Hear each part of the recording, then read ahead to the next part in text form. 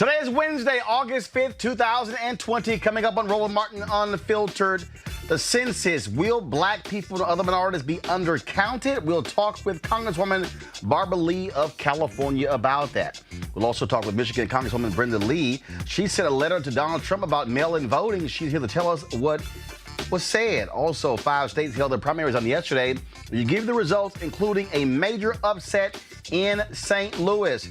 Joe Biden plans a $280 million ad buy across 15 states. How much of that money is going to black media? Speaking of Joe Biden, he is not going to be in Milwaukee for the Democrat National Convention. Who will? Plus, Ohio congressional candidate Desiree Tims is here to talk about her race against Republican Congressman Mike Turner. A recent Fed study shows that COVID-19 overwhelmingly hits counties with the most black businesses.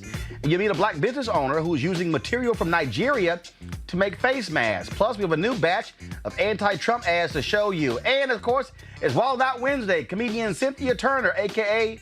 So Loude, is here. Yeah, she's a little loud. It's time to bring the funk on Roland Martin Unfiltered. Let's go. He's got it. Whatever the biz, he's on it. Whatever it is, he's got the scoop, the fact, the find. And when it breaks, he's right on time and it's rolling. Best believe he's knowing. Putting it down from sports to news to politics. With entertainment just for kicks, he's rolling. It's on go, y'all. It's Roland Martin, Rolling with Roland now. He's funk, he's fresh, he's real, the best, you know he's Roland Martin now.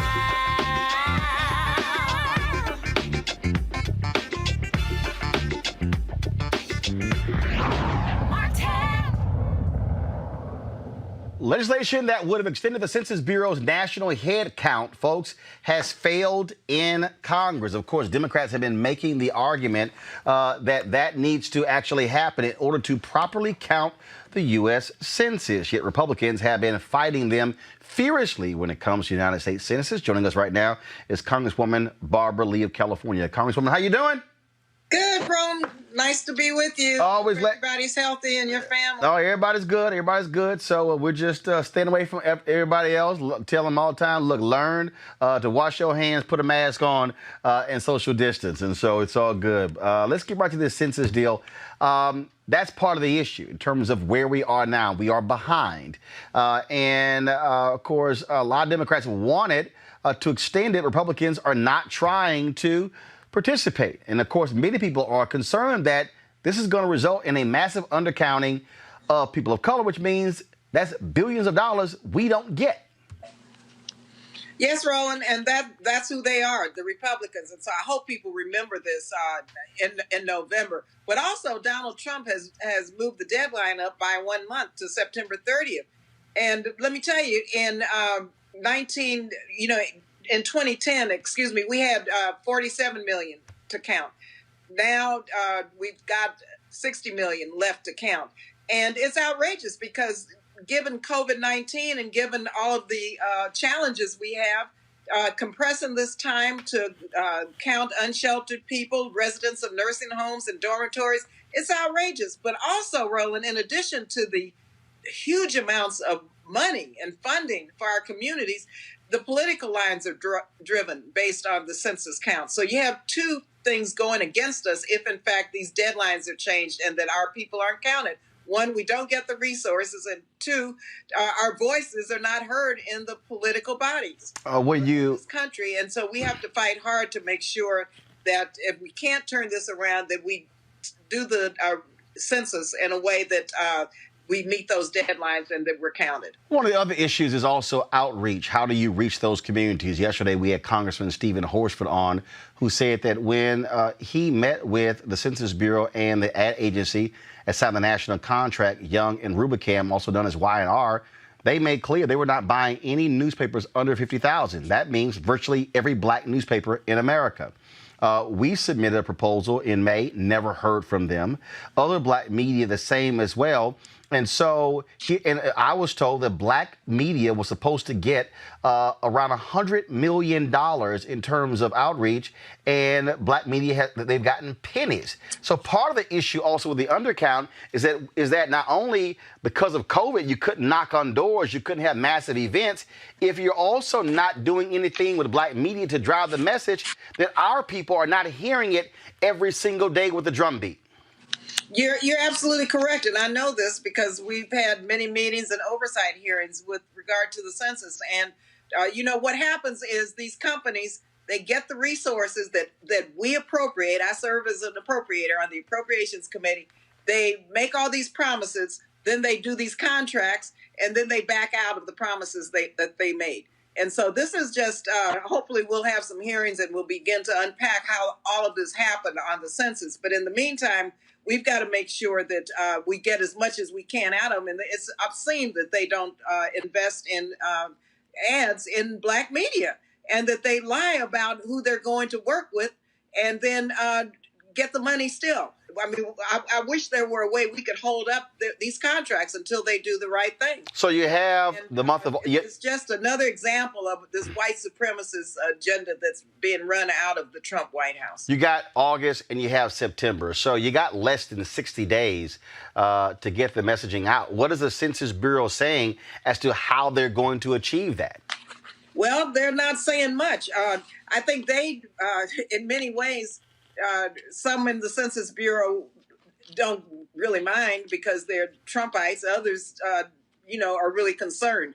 And so they're scrambling now trying to figure this out. But I can tell you, like in California, for example, we have a 60% return rate. But in the Black and Latinx community, it's way, way down.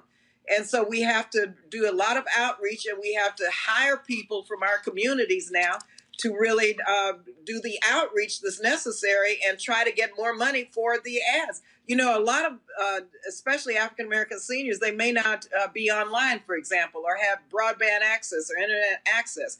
And so that takes the extra step of going within a COVID protocol to find out how to help them and tell them how they can do it by mail or by telephone. So this is a heavy lift that has to happen. And we knew this going into it, but then the Trump administration just pulls the rug out of everything to try to make sure that black and brown people and seniors and the unsheltered population and young people aren't counted, and low-income people. It's outrageous. This is another example why we have to vote in November. All right, Congresswoman Barbara Lee of California, we certainly appreciate it. As I said to Congressman Horsford, I certainly hope that the CBC demands an audit of Young and Rubicam to know exactly where every dollar went, what black media outlets, what black-owned media outlets, and there's a full accounting of what happened. Because I talked to somebody who's been working with the census for a very long time, and I was told this exact same thing happened in 2000. Same thing happened in 2010, and now in 2020, how they made it hell on black PR and ad agencies. Yeah, Roland, just know that I know I'm going to ask for an audit because we appropriated that money. But I wish we could do something beforehand. Right. And in fact, in one of those, been working on also. In one of those top black ad agencies, Carol H. Williams, right there in Oakland, one of your constituents, and that Y&R has frozen them out of this process. They were supposed to be the multicultural agency, and they have been giving them the runaround as well. And that's that's one of the reasons why black media and black ad agencies and black business overall can't grow, is when we're frozen out of the dollars. Again, another example of systemic racism. Yep. In case anybody doesn't understand that, I just want to put that out there. It's truth-telling time. This is a manifestation of what we've been talking about and what the movement has been about since for 401 years. Yep, that's why I'm wearing a shirt today. Where is our money? I got this from the folks when I spoke in Cincinnati for the Black Agenda there. So that's why I got it on. Congresswoman, we appreciate it. Thanks a lot. Okay, thank you, Roland. Nice talking. Thank you. Let's go to our panel right now. A. Scott Bolden, former chair, National Bar Association, PAC. Robert Patillo, executive director, Rainbow Push Coalition, Peachtree Street Project. Dr. Julian Malveaux, economist, president emerita, Bennett College. Dr. Malveaux, I want to talk to you because, look, it's a money thing. The census is about money. Okay, it's about determining alignment of districts in terms of boundaries, but also it's about the annual 1.5 trillion that is spent in this country. And when we are not counted, that's money that's not going to black neighborhoods, not going to Latino neighborhoods. That's money that's not going to our schools and our roads. I mean, it impacts everything in this country. It absolutely does. It also impacts the drawing of congressional lines. But on the money side, I wish that I could ask a congresswoman, I may send her a text, why can't they pass legislation that says you have to do X, you have to have this much subcontracting, et cetera? I mean, they put conditions in all kind of legislation. And it would seem to me that this would be a place really to put conditions in. Carol Williams has been a seasoned advertising professional for a very long time. She should have a piece of that. But, you know, these, white boys, you know, it's interesting. They want it all. They really don't want to share it. They want it all. They're building on us. No, and that's precisely it. And Robert, that's what Operation Breadbasket came from, which, of course, morphed into Rainbow Push Coalition. And I keep saying this is how we are constantly remaining broke, having to beg for people, and then they throw out a couple of pennies or nickel, and then frozen out. And so not only are we screwed in terms of the black ad agencies, and not only are we then screwed when it comes to the black media companies, well, if you're not getting the word out and you're undercutting us, black people across the board get screwed when it comes to the census. You're completely right. And part of it, we have to understand that, you know, first day political science class, the first thing they teach you is politics is the question of who gets what when. And when you're determining who gets what when, is all based on population. We're going to have redistricting and reapportionment all around this country. And what we saw in 2010, the last time we did this, was that black folks were systemically gerrymandered. They were redlined. They were packed together into congressional districts. They were broken apart to take away their voting majority. That's why you end up a state like Georgia that has a 35% African-American population, but a constitutional majority for conservatives in the House and the Senate. All statewide offices are held by Republicans, have not elected a Democrat in over a decade. That is because of realignment, reapportionment, gerrymandering. And if we do not answer those census questions, if we do not put ourselves in the arena to determine how exactly we will get access to the resources, we will be frozen out again, not just on the small business side, not just on the economic side, but on the political side. When we're talking about passing many of the large generational items that people are in large agreement on, the way that you don't get those things passed, even though having 65% of the American people agreeing with them, is by playing with the rules, gerrymandering, and blocking people out of the process. The thing, Scott, is, again, people don't understand connecting the dots. Let's just cut to the chase. In the last 20 or 30 years, there's been one party that has been consistently wanting to undercount Americans, Republicans. And there's been one party that has been trying to count as many folks as possible, Democrats. This is where elections have consequences. And we're actually seeing this here. Republicans have not only on the federal level been trying to undermine the census, but in these various states. Texas, for example, said, we're not going to put any more money towards that. You're going, idiots. Don't you know that you're actually costing yourselves? But this was by design. Republicans have not been wanting to properly count folks because they frankly want to have as many white folks as possible to basically cut the influence of minorities. Well, it's the party of racism. I've tried to avoid using that term, but it is the party of racism. And this is Donald Trump's gift to the future GOP party. That is, giving less resources, investing less resources in our communities of color. It is the Mitch McConnell he gives to the future of the GOP party by these judicial appointments of incompetent people who are not approved by the ABA. The Republicans cannot win unless they have a policy of voter suppression, unless they have a policy of lack of investment and disenfranchisement of black and brown people. They want to cry foul when we use the R word. They want to say that they want more people of color in their party, but their actions say just to say something very, very different. We can call it out on them, but the reality is we need to vote, and we need to stand in line and vote, and we need to vote in large numbers all across this country. because not only can we beat voter suppression, but then we got to fight to make sure every vote is counted.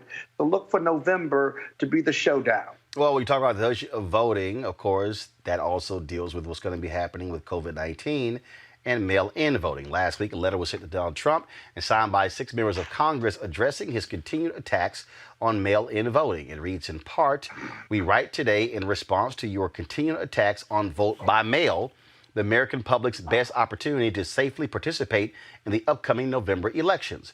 Over 4.3 million Americans have been diagnosed with COVID-19, and tragically, nearly 150,000 have died as a result of complications from the virus. While we all hope this crisis will subside quickly, the scientific uncertainty surrounding it necessitates that we take action now to prepare for the safe administration of elections in November in the event that it does not. As President of the United States, you should be ensuring all states, territories, and the District of Columbia have the election administration infrastructure they need so all Americans may exercise their constitutional right to vote without fear of contracting the virus." In a moment, we're going to be joined by Michigan Congresswoman Brenda Lawrence, who is leading this charge. But here's the deal that we also have to deal with. So, yes, we want people to be able to get registered. We want them to be able to get out there and vote. The problem is that you have certain cutoff periods, Robert, where even in states where it's allowed, a lot of ballots are being thrown out if they're not received by a certain period. I'm going to bring the story up in just a second.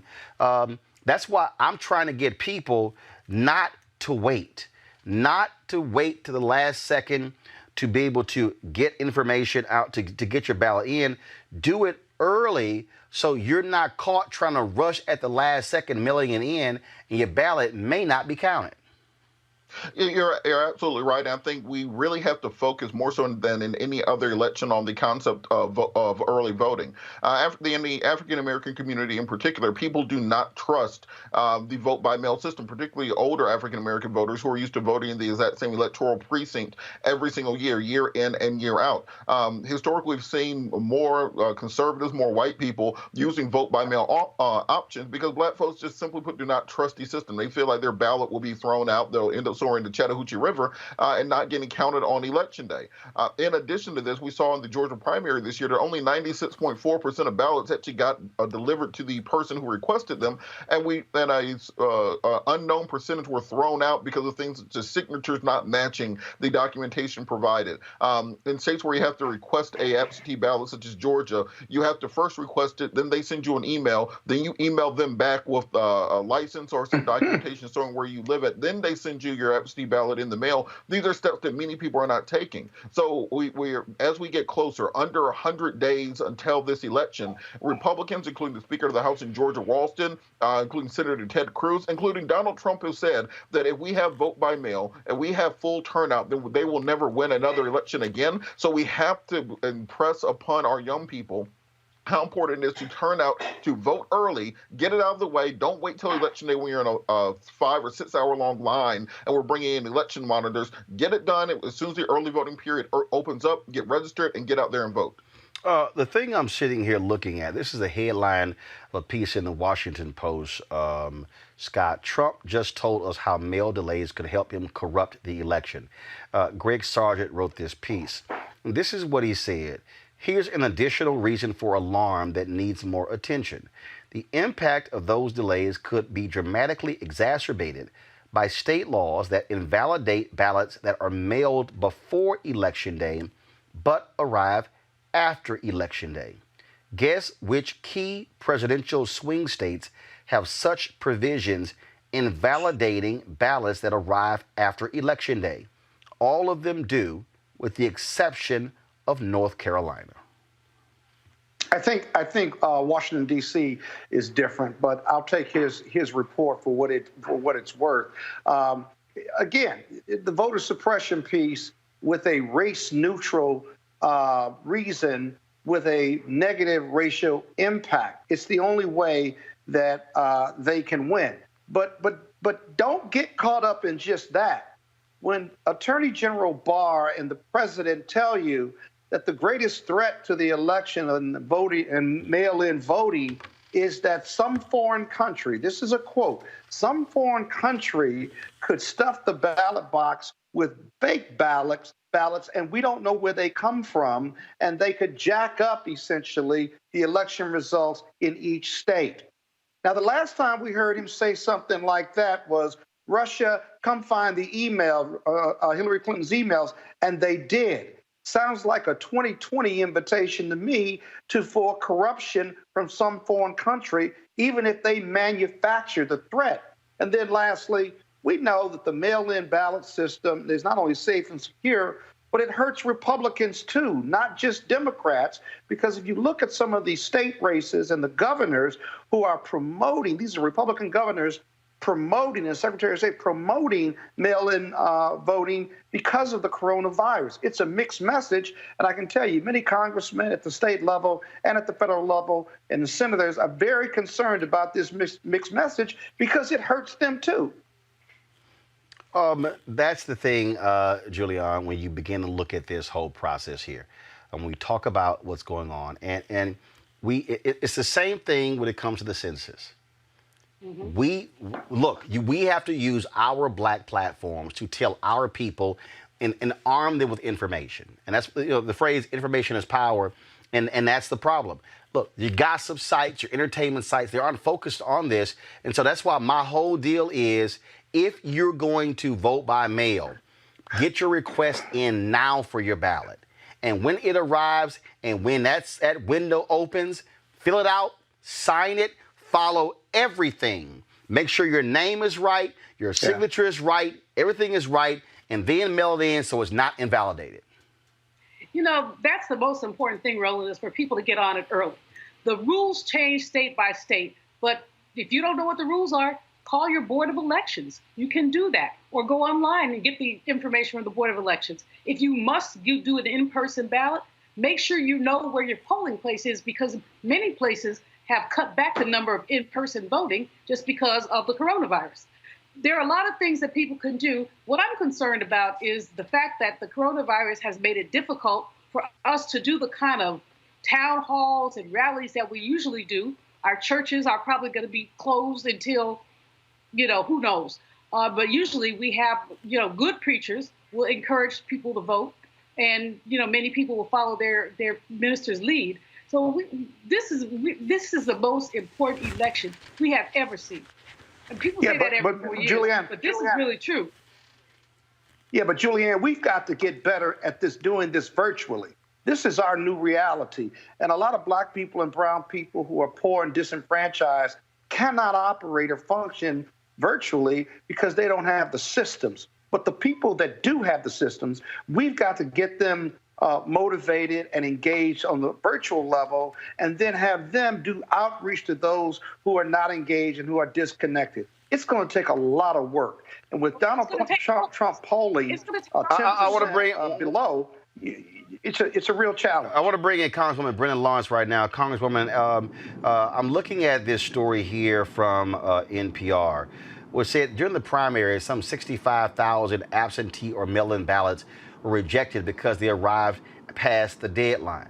And this story says those who use mail-in voting for the first time, especially young Black and Latino voters, are more likely to have their ballots rejected because of errors, according to Charles Stewart, a political scientist at the Massachusetts Institute of Technology who studies election administration. You, in that letter y'all sent to Trump, make the point about it needs to be a clear and safe process.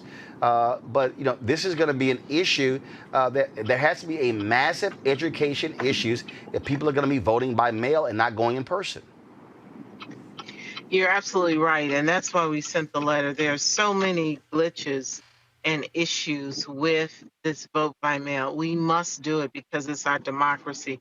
The coronavirus created this. We did not sit on the sideline and say, oh, let's vote by mail. We think we can win that way. That's not the case. We're voting by mail because we don't have another option, and we must protect our democracy.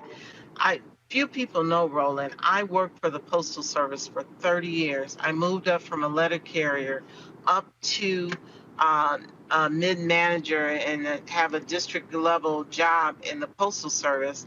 And I'm one of the few that are walking the halls of Congress as a member of Congress after working in the post office. I know exactly the game that they're playing, because now the Postmaster General is saying no overtime. Well, if you have mail and it's time for you to go, just leave it on the floor.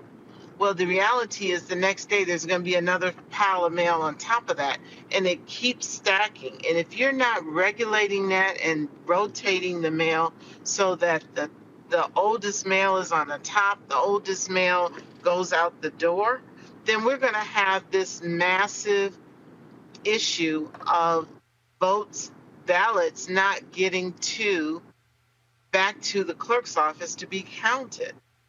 And it's really, really concerning for me, because I know what this looks like. And one of the things, I was at the polls yesterday. I won my election, my primary 93%. I'm very proud of that.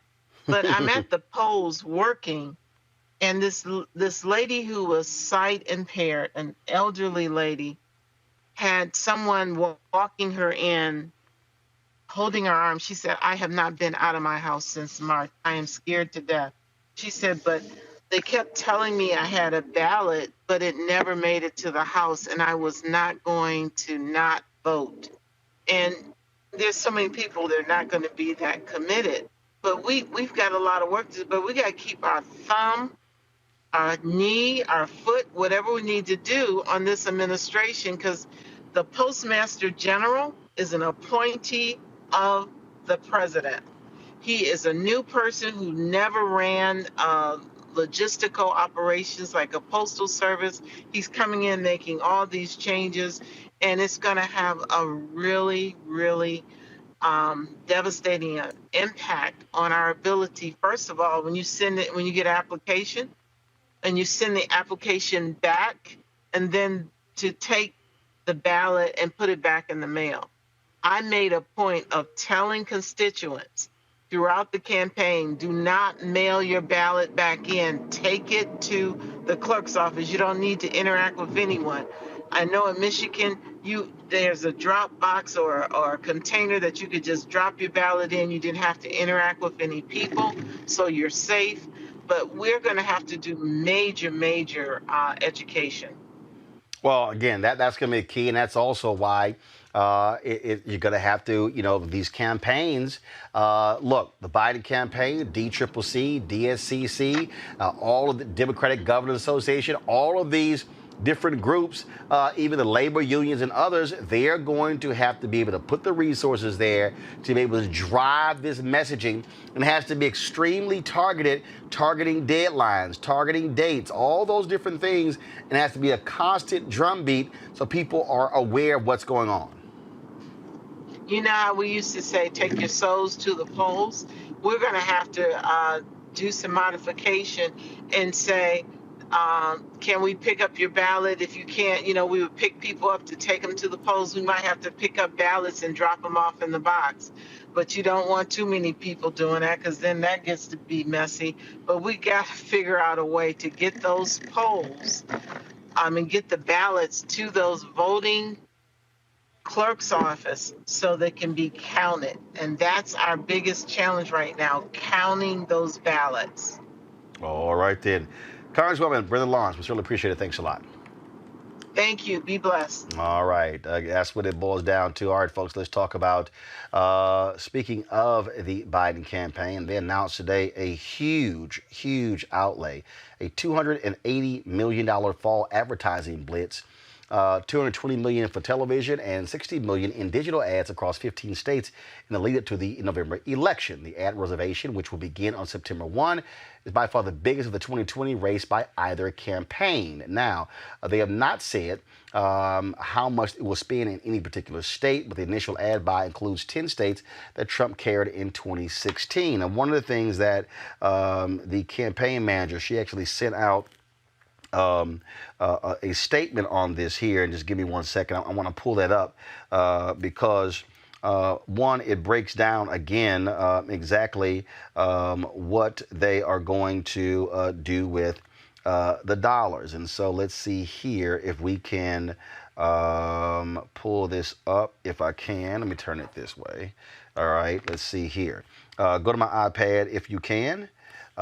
So you may not be able to see this, folks, but Jen O'Malley Dillon, the campaign manager, she lays out the overall strategy in terms of what they want to do with this buy. And so, but one of the things that, and they're calling historic, but they have the states they're reserving TV and digital ad inventory: Pennsylvania, Michigan, Florida, North Carolina, Arizona, Wisconsin, Minnesota, Nevada, New Hampshire, Colorado, Virginia, Georgia, Iowa, Ohio, and Texas. Now they lay out their television strategy and their digital strategy. Then down here they have preparing for the big moments, including the DNC convention, the RNC convention, as well as the debates and National Voter Registration Day. Now, what's interesting here is they say that they're going to be grabbing inventory that reaches specific audiences, such as Complex for our African American audience track and Univision to reach our Spanish-speaking Latino track. Well, that jumped out at me because I immediately said, well, wait a minute, Complex, not a black media company. And so I reached out to the campaign, talked to Kamu Marshall. He said that is not correct. And so that is not the only African-American buy that's going to be there. I made the point again, Complex, which is owned by Verizon and Hearst, it's not a black media company. But if you go through their statement, they go down and says key constituents, African-American media. And so this is what they say. We'll be making a sizable commitment into African-American targeted media across TV, radio, digital, and print media. Our campaign understands the importance of the role African-American media outlets and personalities play in informing and educating the black community. The campaign is increasing the investment in advertising with African-American media over previous election cycles to emphasize Biden's commitment to speak to and meet black voters where they are. We will partner with African-American owned media outlets, both nationally and locally, to ensure we are creating a surround sound conversation both in advertising and local social media voices as well. Now, they say television, they're going to be buying ad time, or they reserve ad time, BT, TV One, Bounce, and OWN. But digital, it says our digital reservation will reserve inventory on Complex, Blavity, Vivo, iHeart, and Pandora. And then they have radio. Now, I again said to them, hey, wait a minute. Under digital, only one black-owned company there is Blavity. I said Complex, iHeart, Pandora, Vivo. Those are not black companies. They shouldn't even be called African-American media. Again, said that was an issue. They said that they're talking to other people right now, negotiating various deals. Dr. Bev, I want to start with you. It's very interesting because when I put this out on social media, I had some black folks who were upset by saying, why are you rocking the boat? Look, we got to get Trump out. And I said, wait a minute, what the hell are you talking about? I said, I've been saying for years, I did a commentary just 6 days ago saying, don't have us operating as political sharecroppers. Here's the deal, Julian. If black media doesn't get the ad dollars from political campaigns, and if we're not getting ad dollars from corporate, like I talked about the whole issue with Y&R and the Census, and so that's government money, then we're not getting money from these major advertisers. That's why black media is small. That's why black media can't hire staff. That's why black media can't pay competitive salaries. And I'm like, giving money to black targeted media, I said, ain't the same as giving money to black-owned media. And you had these black people who were like really upset. And I said, well, how in the hell do y'all think we ever going to be able to grow if we don't get those big contracts? Exactly. Anybody who's upset about you so-called rocking the boat needs to have their head examined, because we have seen Democratic conventions, Democratic primaries come and go, or elections, and we've seen black folks getting crumbs, getting very, very little. We have the capacity. Anything that we need to do, we can do. We have the capacity in our community. You ought to be having a big old chunk of change, because you have, I don't know how many million folks, but it's millions. We had 30 million views last month alone. So, I mean, you should be getting a big chunk of change. You're the only black person who has your own digital platform. And, but it's not about you, Roland. It's about us. It's about the way that these folks treat black people. And Democrats have consistently felt like we don't have anywhere else to go. And frankly, often we have not had. and we need to get Trump out of there so badly, but we don't need to suck it up. If indeed we don't get what is our fair share, we need to show up and show out, and we need to reach out to Biden almost immediately. What are you doing? Not the campaign manager. This is a statement about Biden. Right, and here's the deal. Scott. I reached out to the campaign. I talked to Kamala Marshall. I talked to others, and they said, look, there are a number of other buys we're going to be doing. This was just the first salvo. I said, yeah, but first impression. Then why announce it? Hold on. I said first impressions matter. I said, here's the other piece. I said, you're reserving time beginning September 1. I'm going, I said, hey, if we got to wait longer, I said, it's only 60 days from September 1 to Election Day. And so the deal is, if we're getting money over 60 days, that's more money versus money over 30 days. But the bottom line is this here. But the thing that gets me, Scott, on this deal is I'm dealing with black people, again, who are commenting and whatever. Like, I had one guy go, oh, so you trying to make this so you could get some money. And I'm going, well, yeah, and Essence and black newspapers and other magazines, other black websites, because here's the piece. Because here's what happens in campaigns and ad agencies, like when it comes to Y&R and the Census, they create metrics. So when Y&R says we're not going to buy any newspaper under 50,000 circulation, well, when black papers are starved of ad dollars, they will never be able to grow to be more than 50,000 circulation. Exactly. And they don't get the money either. So me and Dr. Chavis, who's president of the National Newspaper Publishers Association, a client of mine, have been working on this. Dr. Chavis actually called the Biden campaign just like you did and said, hey, why are you announcing this? Because it's going to cause the Republicans to try to raise $300 million. But two, how much of that $284 million, or however much it is designated for black newspapers? Because black people, you can't win without the black vote, and you still got to reach them and get on the ground. They assured Dr. Chavis, and I don't know who we talked to, assured Dr. Chavis that there was a quote, fair amount in that 284 for black newspapers. He could not get a figure. And what was interesting was Dr. Chavis indicated, he says, well, the Bloomberg campaign during the primaries gave $3 million to black newspapers, many of our members, all of our members, and that was the largest buy in the history of black newspapers and politics or for a long time. And so Dr. Chavis has decided to stay on top of this, to continue to call and communicate until they can get some defined answers. And I think that's what we've all got to do. And by the way, to your listeners and your people on Twitter, this is not about Roland Martin. He's in media, and he has a right to ask because Roland's not asking for himself. He's asking for his digital platform and every other black newspaper or media outlet because it's going to take multiple voices because people get amnesia when it comes to black people and voting and politics. They go get elected, and then they forget about how they got there, whether it's Biden or anybody else. You got to stay on top of it. Well, and the thing, Robert, here's the piece, and it's very simple. Our audience watches. They watch. Our audience is paying attention. They're watching these videos. And the thing that, look, I was talking to a woman today who was very much involved in politics. She said, I can personally attest to your audience. She said, whenever I come on your show, she said, I get phone calls and text messages. She's like, damn, all y'all folks watch? And the thing, Robert, what historically happens is that campaigns and corporate America, they undervalue black media because they are using metrics established frankly, by white ad agencies. When the reality is black people, we might watch this, but we're engaged with this. It's a difference. We might read this, but we're engaged with this. And it's this constant battle that we are in. And look, in 2016, I'm going to tell y'all what happened. They were pushing the Hillary Clinton campaign to invest money in black media. They were like, yeah, we're good. Well, guess what?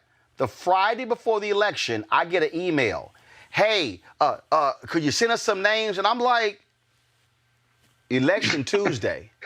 They were trying to throw as much money, and I'm going, because your asses didn't do it 60 and 90 days ago. You waited till the Friday before the election. Now, the Biden campaign, again, I talked to them, said, we are not going to make that same mistake. And I said, okay, but we will be watching.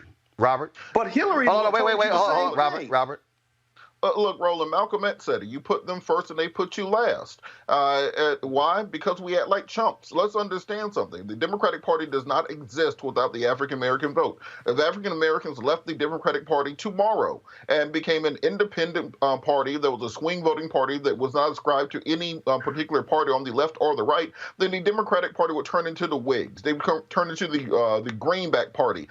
They would disappear into time. And everyone knows this and understands it. However, you said is political sharecropping. No, it's political slavery.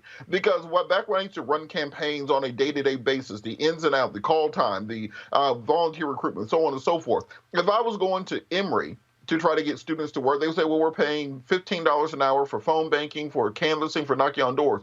If I was going to Clark Atlanta or to Morehouse or Spelman or to Atlanta Metropolitan to try to recruit people, they say, well, we have volunteer opportunities available, and we are hoping that they will come in to do phone banking and knocking on doors and so on and so forth. They simply expect African Americans to put 100% into the Democratic Party, have churches organized to get sold to the polls. They want the civil rights organizations pushing the census, pushing voter registration, pushing legislation to make it easier for Democrats to win. And then when it's time to cut the check, some little white boy shows up in a Tesla, and he's the new political strategist for the entire region, and he's going to teach you how to cut turf. He's going to bring in his qualitative models. They're going to have a white ad agency. They're going to have a white pollster, and you are expected to continue doing that slavery and working for free and recruiting for free. And then when they finally get into office, they'll tell you, oh, dang, we ran out of this 4 years. It's time for election again. This is now the most important election of our lifetime. Y'all need to do the exact same thing again. The reason first of all, y'all see, Anthony, you can zoom out. You see I'm wearing this shirt again. This came from the Black Agenda Cincinnati. Zoom out where it says, where's our money? And not zoom in, zoom out. That's why I decided to wear this shirt. But what I'm trying to get every black person, and look, there are people who are watching this show who are white, who are Latino, and I appreciate y'all watching as well. But what I'm trying to get black people to understand is I need black people to stop being scared. I need black people to stop being afraid to do what Frederick Douglass said, and that is, power concedes nothing without a demand, never have, never will. He said, agitate, agitate, agitate. The reality is this.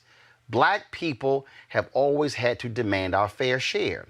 And what I need, and again, I really, really need all of y'all who are watching to understand what I'm talking about. Because this issue right here goes beyond the Biden campaign. It goes beyond the Republican Party. It goes beyond the DCCC, the DSCC, the DNC. This goes to the entire economic apparatus in the United States of America. It goes to the entire economic apparatus in the world. And unfortunately, what's happening right now in African nations, they're being forced to give up valuable resources because the only place they can get money from is China. And China is then dictating to them, Chinese workers must work on these projects as opposed to training African workers in those different countries to work on those projects. And so then what I'm talking about here, folks, is now coming to the United States. Do you realize $100 billion is spent every year on advertising? $100 billion. Do y'all realize that the Pentagon, the Department of Defense, annually spends $600 million on advertising? Now you got to ask, what black networks are getting that money? What black radio stations? What black newspapers? What black media companies? Now when you start going to the Department of HUD, they spend money on advertising. HHS, Commerce, Defense. You can start going, EPA, all of them, they're spending government money. They're spending government money, which is your money, taxpayer money, and that money is being funneled through completely white ad agencies, and those white ad agencies maybe are going to hire a black ad agency to work as a subcontractor. And then even if they do, that means that white agency is getting their money off the top and the black agency is getting a lower amount, which then means the black ad agency does not have the capacity to be able to get the main contract, which is the big dollar. So imagine, I need y'all to listen to what I'm talking about. Imagine if Carol H. Williams or Burrell or Univision or Fuse or the other black ad agencies got the big contract. You know what? Let me make it a little more plain. What if they got the big piece of chicken? Y'all hear the story where daddy always get the big piece of chicken at dinner? What if they got the big piece of chicken? Do you know who did this? Maynard Jackson. Maynard Jackson, 1972. Maynard Jackson is running for mayor of Atlanta. At the time, black people were getting 0.0012% of all city contracts in Atlanta. Maynard Jackson said, no, hell no, that's not going to happen.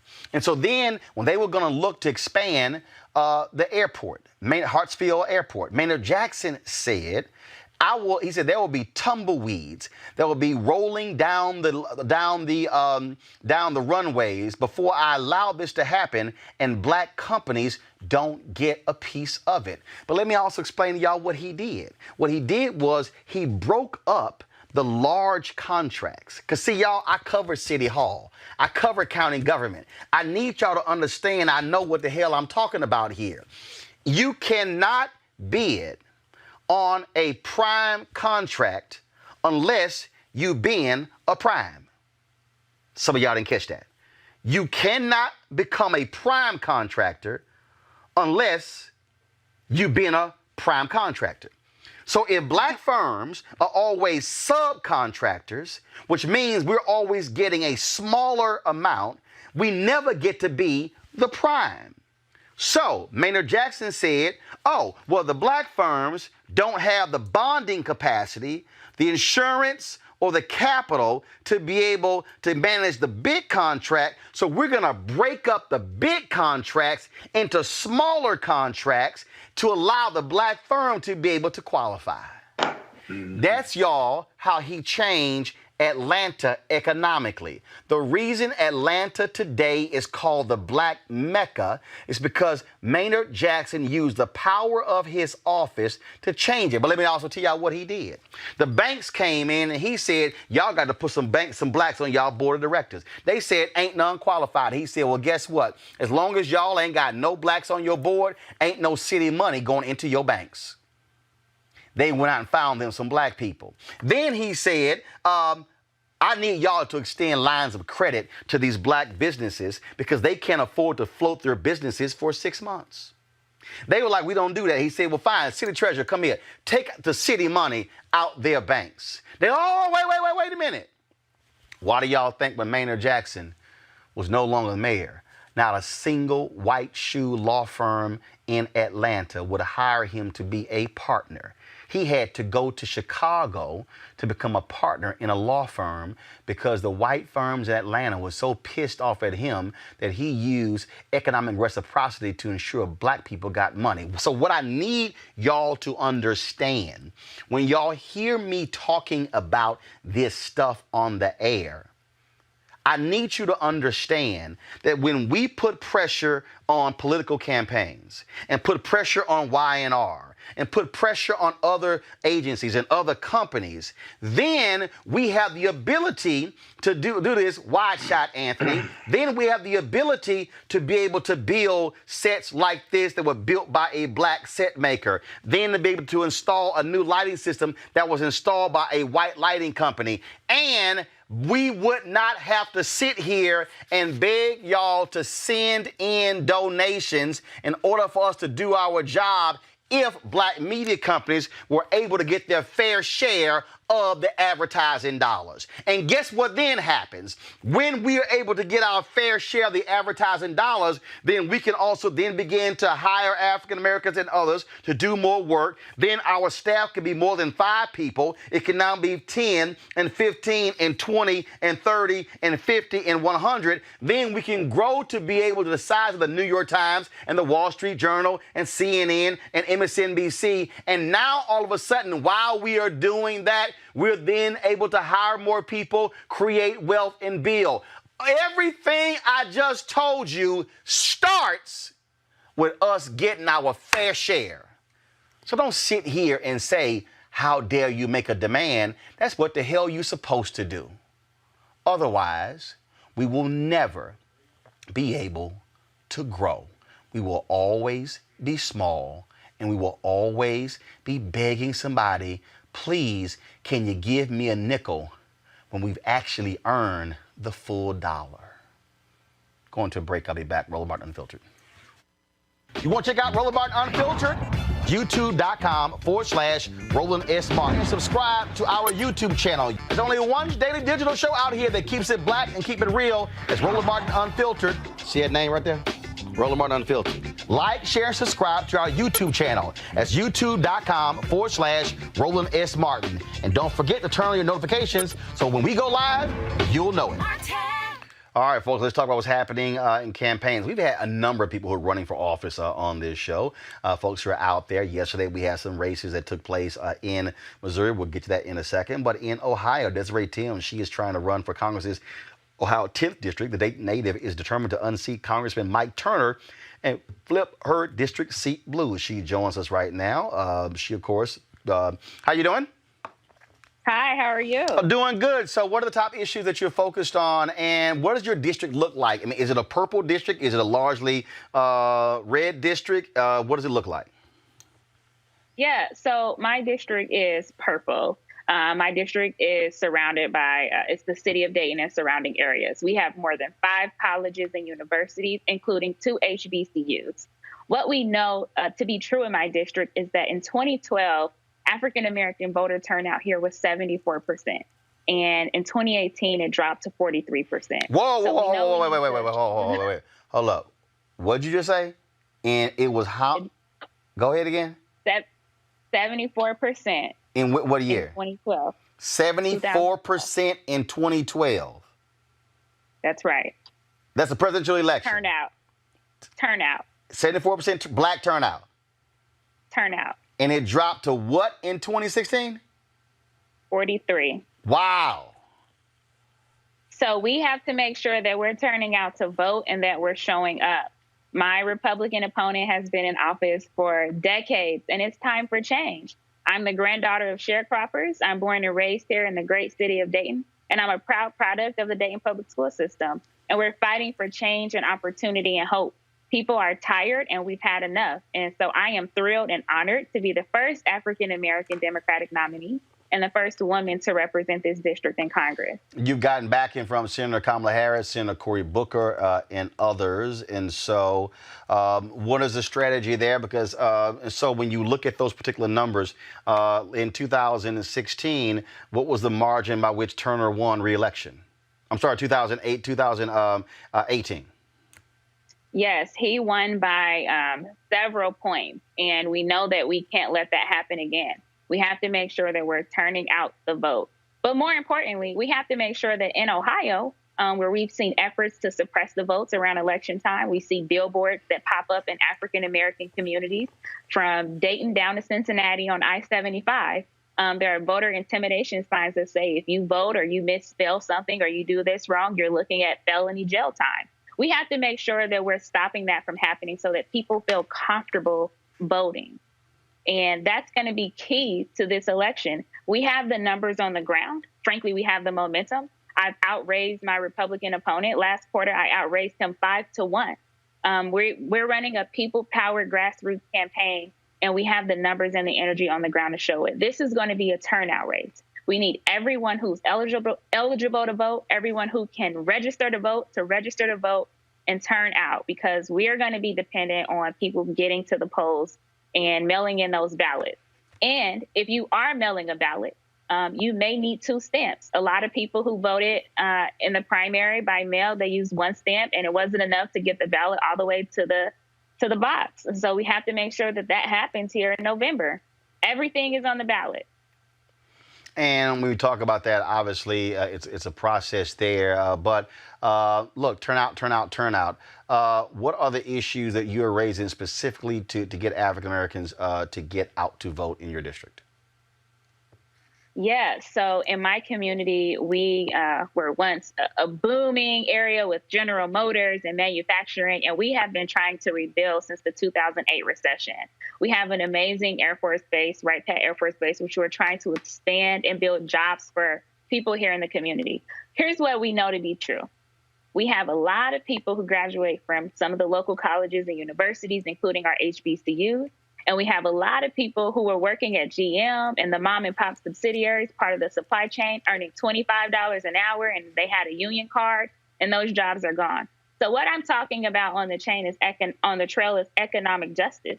We're talking about bringing opportunity and money back into people's pockets, making sure they bring home more money every 2 weeks. We're talking about rebuilding our community and our country. Our roads and our bridges are crumbling, and our air and our water, it needs work. So we have to make sure that we're talking about the issues that are relevant to Black people. And it's not just criminal justice. We care about those issues, too, but we need to make sure that we're economically able to compete and that we have jobs that are viable, that will be able to uplift our families out of poverty or move from working class to the middle class. Black people care about these issues, too. And so that's what I'm talking about on the trail.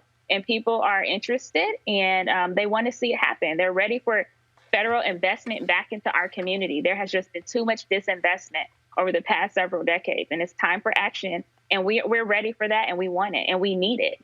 All right. People get more information about your campaign. Yeah. So if you want to join our campaign, please visit my website, which is timsforcongress.com. You can also add me on Twitter at TimsDesiree. We are championing issues and bringing everything to the table.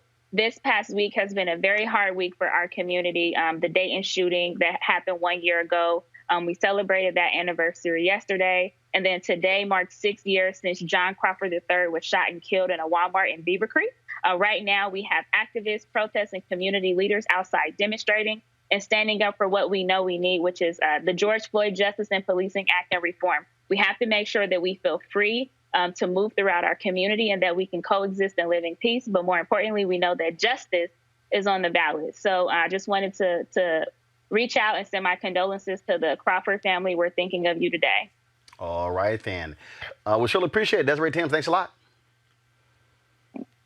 All right, folks. Arizona, Kansas, Michigan, Missouri, and Washington held their primaries on yesterday with some major results in a huge upset. Cori Bush, one of the leaders of protests against the police shooting of Michael Brown in Ferguson, defeated longtime Congressman William Lacy Clay. The Clay family, held that seat for 50 years. It was a huge upset there, of course. And how huge was it? Well, 2 years ago, Clay beat Bush by more than 20 points. Yesterday, though, Clay won the county vote, lost the city vote, and that's what put Bush over the top. In Michigan, Congresswoman Rashida Tlaib blew away Brenda Jones, the president of the Detroit City Council, in that particular race, holding on to her seat. Both of those seats, they are pretty much guaranteed to win. Strong Democratic seats there with Bush and Tlaib. And back to St. Louis, Circuit Attorney Kim Gardner.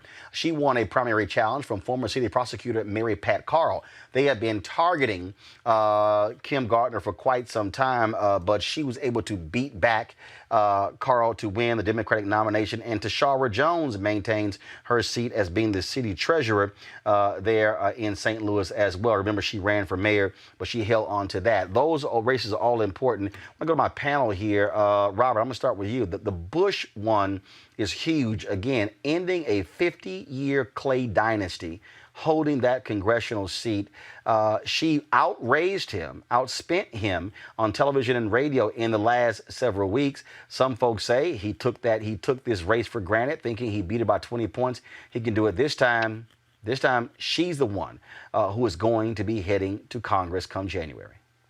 Yeah, I think if there's anything that we learned from the wave of young progressives that have come in the last couple of years to Congress is that for the old guard who are comfortable in their district, do not be comfortable. These young lions are coming and they are hungry. They are, if you saw the AOC shoes from her campaign against Crowley, where they were worn through to the bottom from knocking on doors and going door to door. These people are out here. They are hungry. They are ready. They are campaigning. They have the wind at their backs. One part of all this activism that we have seen is that young people are motivated. Young people aren't just showing up every 4 years for presidential elections. They are turning out for primary races. They are turning out for off-year elections. They're turning out for city council races and county commissions. So if you are comfortable in your seat, just know there's a 25 to 35-year-old who is ready, who is in the streets, who has the community at his back. And don't be surprised if we see more of these established seats turn over in the next couple of years because a new generation is ready and they are coming through. But see, the thing that I find to be interesting, Scott, when I see people talk about taking on the establishment, first of all, you look at many of these folks, they ran against other people. I mean, even though Charlie Rangel was retired, he ran against Adam Clayton Powell, right, and he beat him. Right. So, I've always said point blank, I'm not offended when people run against incumbents because I'll say all the time, you're not guaranteed that seat. So you shouldn't be offended. How dare they challenge me? No, what you do is you establish your record, you get out there and you run. Look, yesterday the results in New York were certified. Congresswoman Yvette Clarke won her race, 54% of the vote. The other 4 or 5 candidates, they split the other 46%. What did she do? She ran. She raised money. She talked about her record, talked about being the only black woman in the New York delegation, and she ran hard. That's what you're supposed to do. I don't get these people who somehow act like you're like, oh my God, how dare they oppose me? I got to go out and campaign. Yeah, it's not your seat. It's the people's seat. Yeah, but here's the problem. 50 years of reign. That's more than a dynasty. That's something else. That's a documentary in regard to leadership in that jurisdiction. That's one thing. That's a huge upset. But secondly, when you hold that seat as an incumbent and the accoutrements of being a federal elected official, you're called honorable. You're feted wherever you go. You have offices and accoutrements that you would not have unless you were very successful in the private sector. You get comfortable. You start to believe in yourself, what's real and even not real. You still believe that. So you do develop a sense of entitlement. The reality is, though, with Black Lives Matter and the young people becoming more active, they're not afraid to take on an incumbent because they don't see the establishment, the CBC, those who get reelected every 2 years, are seen as the establishment, right? And so they're not afraid because they're not being responded to, and our people keep dying. And so one way is to raise money in March, but another way is to run for office and change leadership. And hopefully Cori Bush and others won't become complacent and entitled to the political process. They are subject to the same danger. Well, Julian, it's real simple, and that is you run, sometimes you lose, sometimes you win. The point I'm making is this here. I don't care who you are. There is no one who is entitled to a political office. If a young upstart was to run against you, you run against him. And the bottom line is, look, Lacy Clay beat Bush by 20 points last time. And so what you got to do is when you're in the House, you got to run every 2 years. There's no guarantee. And so you got to run. Julian, go ahead. Hold on. Julian, go ahead. I'm very impressed by Cori Bush. I was watching MS today, and then I went and looked her up. She looks amazing for any number of reasons. She's a single mom. She has been evicted before. She only got really civically involved after Michael Brown was killed in Ferguson. And she has basically built a political machine for herself. Meanwhile, as Scott said, as you said, Lacy Clay probably got complacent. Some of the things that I read from the St. Louis paper indicate that he may not have spent very much money on advertising. Why? Because he didn't think he had to. This woman has been taking it to the streets, walking the streets. I'm highly doubtful, but I don't know as a fact, that Lacy Clay did the same thing. So we're going to see a lot of this. These young folks are not going to be turned around. In contrast to Lacy, let's look at Maxine Waters. She's had opponents for the past 6 or 7 elections. There ain't nobody going to get rid of Maxine because Maxine is involved in her community. She walks the streets. She knows people. She spends money. So, she one time said, yeah, they can keep on coming. And that is where you have it. But what you do have going on, though, what you do have that's happening is you have folks who are supporters of Bernie Sanders, Alexandria Ocasio-Cortez, and others who say that these are corporate Dems. You see them, for instance, they try to target Congressman Gregory Meek in New York. A lot of these folks, they say that Congressman Hakeem Jeffries is a corporate Dem. But here's the whole piece. I don't care who you are. You got to run. You got to run. And so if you get targeted, that's the nature of the job. If you establish what your record is and why you can deliver the bacon to your district, they're more than likely going to reward you. But if you don't, and you assume that you're just going to have it easy, you're probably going to lose. But I think every one of those Democrats that you named who are CBC members, their counterpoint to you would be exactly right. I do have to run every year, and I'm not entitled to it. But within their concept and precept of running hard to hold onto that seat, to make a political difference for their constituencies, it's simply not enough when they lose, when you have the young, energetic upstarts who want change now and are messaging the community that they can do better. They both run hard, if you will, but the messaging, the energy, and the volunteers and what have you are just outpacing them for the 2020 election. Those incumbents are still running like they're in the 80s and 90s. Right. But that's what I'm saying. That has nothing to do, Robert, with the other person being young. That has to do with the person who's the incumbent being lazy. The energy. What you have to do with energy. Look.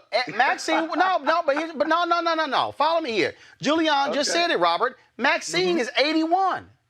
They call her Auntie Maxine. She is Congresswoman Maxine Waters is 81 years old, but has this whole generation of young people because she is speaking to the issues. That's the point, Robert. Yeah, and no, it's interesting you say that because, for example, the late John Lewis, who recently passed, everyone in Atlanta has a selfie with John Lewis, and when he passed, they posted it. Why? Because he was omnipresent in the community. He ran his last race the same way he ran his first race.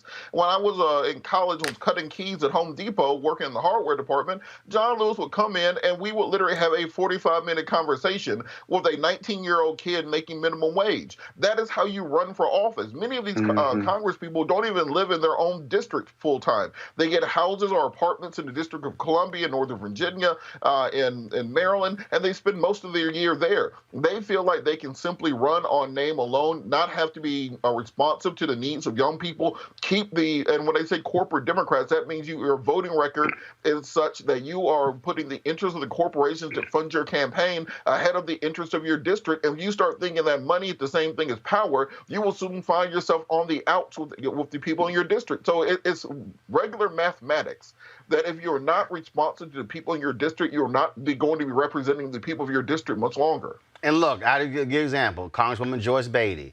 It was an upstart who ran against her. Beatty went out there, campaigned, debated her, and she crushed her.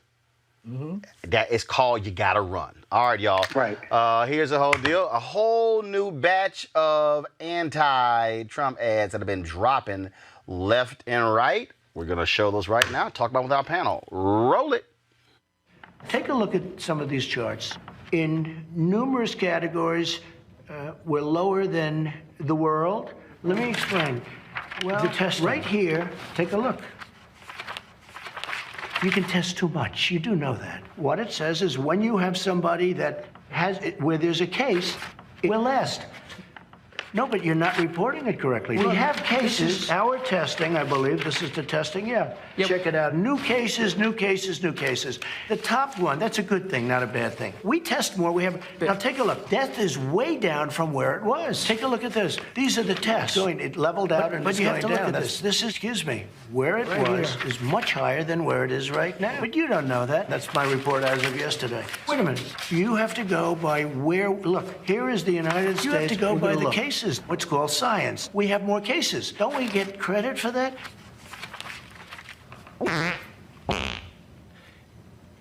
Well, we show more cases. They are dying. That's true. And it is what it is. Now it's going down again. And, you know, there are those that say the world is so very, just read the manuals, read the book.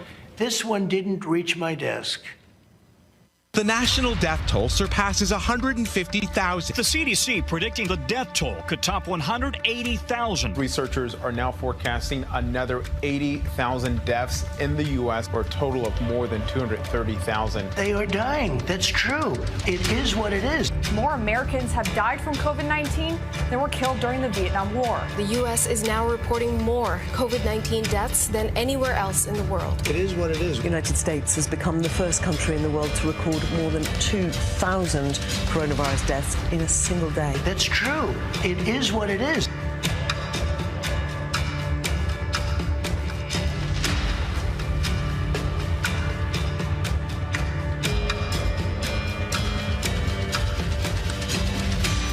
President Trump gives lots of jobs to his son-in-law, Jared Kushner. Insiders whisper he may be even more powerful than Trump. But like his father-in-law, Jared's not up to the task.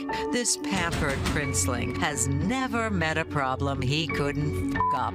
Take the COVID response Trump assigned Jared to handle. 150,000 people dead and an economy in ruins. By July, the country's really rocking again. His task force put Trump cronies first. And of course, Jared's family cashed in on bailout money. No surprise from the son of a convicted felon and slumlord who served time in prison. Jared's a perfect fit for this White House. But if you've ever wondered whether this president took COVID-19 seriously, look no further than who he put in charge of protecting America's health. Jared Kushner, Trump's secretary of failure. The Lincoln Project is responsible for the content of this advertising. I sort of love the way they say, Obama did the economy. Obama had a lousy economy. It was a dead economy.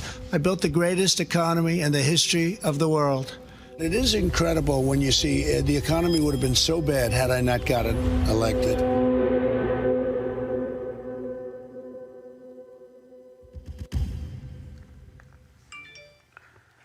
I gotta admit, Robert, that one where they had Trump talking to Trump from the Axios interview, my God, that was genius. True, but the issue I have with ads such as that is, one, they do not have a positive message of why you need to vote for the other candidate. That's a suppression ad, and I think the people who are Trump's base have been consistent for 5 or 6 years now that there is no suppression ad that's going to get them to turn against Trump. He can say drink bleach and shoot up Lysol, and he'll still have the same 42% of the country supporting him. So I don't know what voters that's actually going to flip. And then on the practical side, you could cut together clips of Joe Biden doing the exact same thing for the most part. So I don't think those are the type of ads that really swing voters in the middle and get them ready to vote. I would rather see a positive ad about what is going to happen, what will be the policy prescriptions that will help American people, not simply making fun of the other. Jimmy Fallon does that every night. Jimmy Kimmel does that every night. Stephen Colbert and so many shows do that every night. I don't think that that's going to be the most effective and resonating ad. But the reason go ahead, Scott. But my colleague, my fellow brethren in the law, has one flaw in his presentation and argument. Nobody's trying to change Trump's followers of that 42%. They're going to vote for him anyway. These ads are to remind Democrats, independents, and moderate Republicans of the damage this president has done. And so those ads are more than sufficient and powerful reminders as to what tragic circumstances this president has led this country down.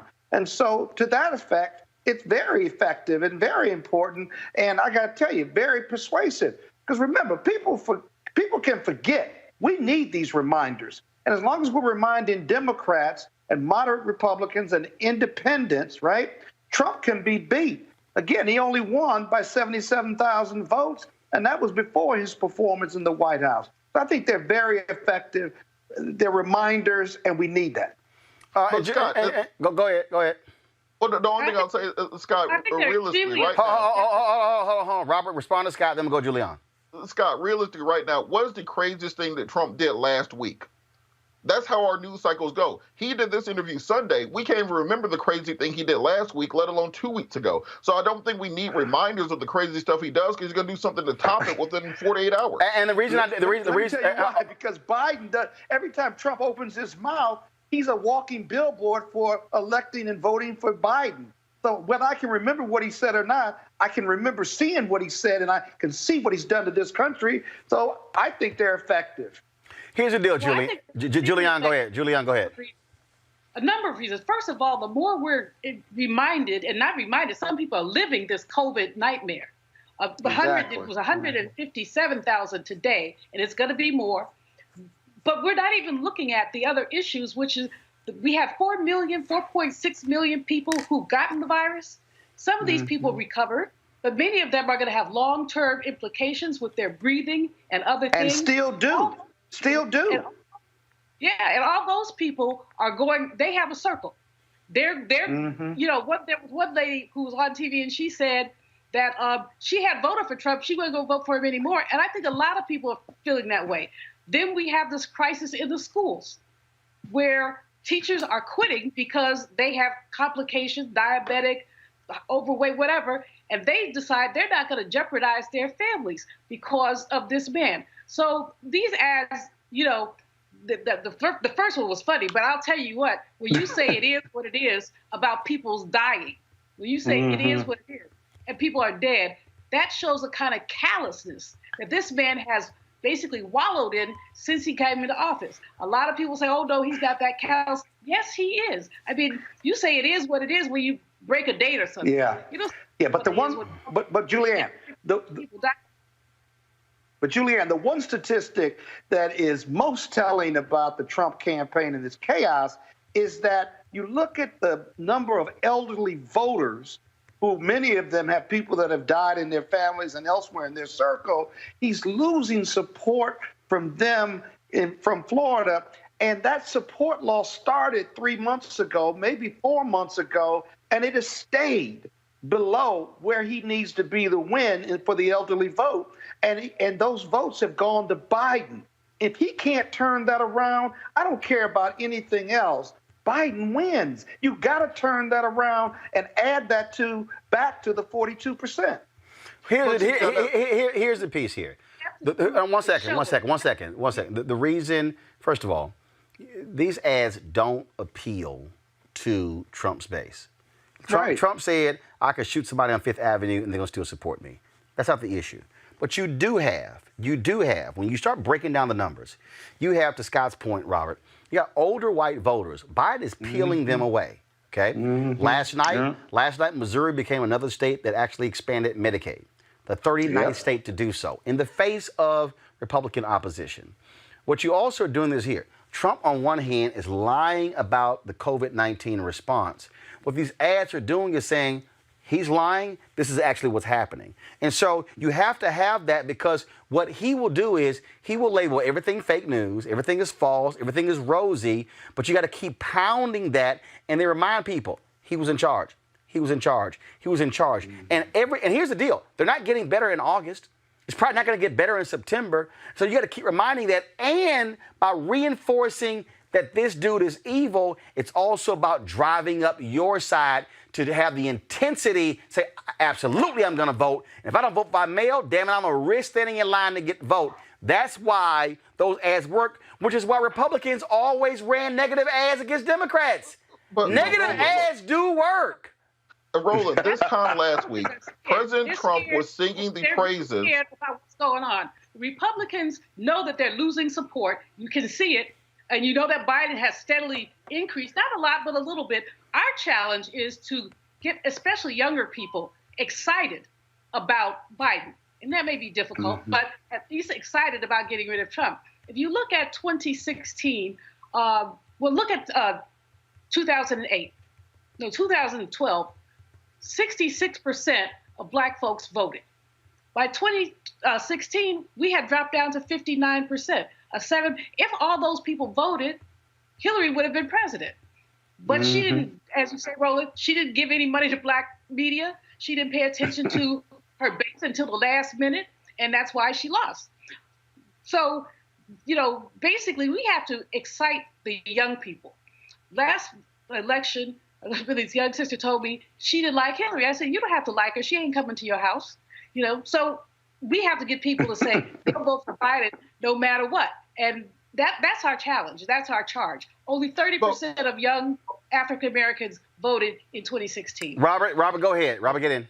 Yeah, but Roland, my point is that to Dr. Malveau's point that she was just making, negative ads are not telling people to vote for Biden no matter what. To her point about the number of people who are going to have medical bills, people are coming out of the hospital with COVID with $70,000, $80,000, $100,000 in medical bills after being on a ventilator for a month. I would like to see an ad telling us how exactly the Democrats are going to fix that if they're in office. We're going to have an educational gap for children who have been out of school for a year or 2 years by the time they can actually re-enter the classroom. I'd like to hear what the Democratic plan is to fix that. But Robert, these ads are not Democratic ads.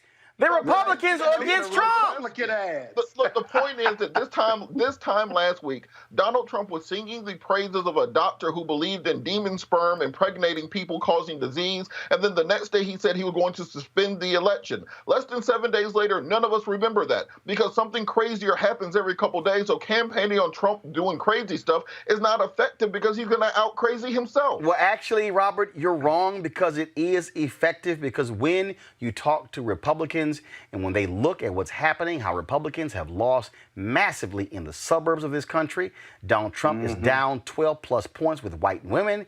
He is down against Joe Biden, against white folks with a college degree. It actually is working. It is working. But can he turn it around? Hold on, wait, Julian, then Scott. The Lincoln Project is a Republican project. These are moderate Republicans, but they're not all moderate. They just cannot stand this man. They can't stand what's happening to our country. We are international laughingstock. And so these are Republicans who want to get rid of him because they don't believe that we can sustain this kind of foolishness for another 4 years. Robert, final comment. I'm sorry, Scott. Scott, go ahead. These are Bush and Reagan Republicans who are working with Democrats on these issues, but they care about the country and they certainly care about the democracy and the Constitution.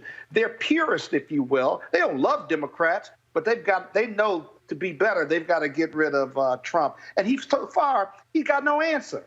And Robert, here's the piece. The ads that you're talking about, that's Joe Biden's responsibility. He's going. So these ads are from other groups, not Joe Biden.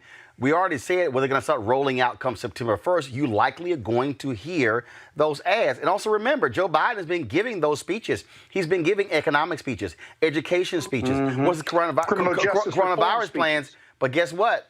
You don't see the national networks giving that level of attention when he gives those speeches. Robert, final comment before I go to my next story.